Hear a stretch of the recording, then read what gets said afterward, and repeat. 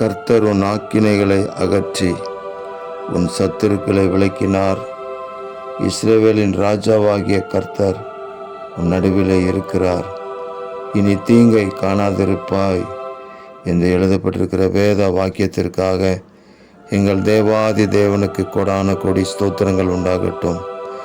இயேசு மகாராஜாவே, நீர் எங்கள் நடுவில் இருக்கிறதற்காக ஸ்தோத்திரம்.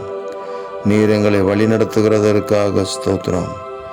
ஆமேன். பூமி முழுவதுக்கும் ராஜாவாயிருக்கிற எங்கள் ஆண்டவரே, உங்களுக்கு ஸ்தோத்திரம். பூமியின் ராஜாக்களுக்கெல்லாம் அதிபதியாக எங்கள் இயேசு மகாராஜா இருக்கிறதற்காக ஸ்தோத்திரம். இப்பொழுது நாங்கள் ஜெபிக்கிறோம்.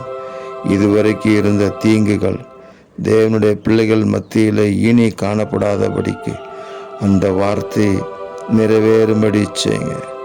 இனி தீங்கை காணாதிருப்பா என்று சொன்ன வார்த்தையின்படி எல்லா தீங்கிற்கும் உங்கள் பிள்ளைகளை விலக்கி காத்து ராஜாவின் மகிமை வெளிப்படும்படி செய்வீராக.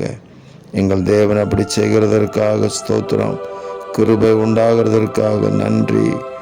உங்களுடைய ராஜரீகத்தை நாங்கள் வெளிப்படுத்த உதவி செய்யுங்க. இரட்சகர் இயேசுவின் நாமத்தில் ஜெபிக்கிறோம் பிதாவே. ஆமேன், ஆமேன், ஆமேன்.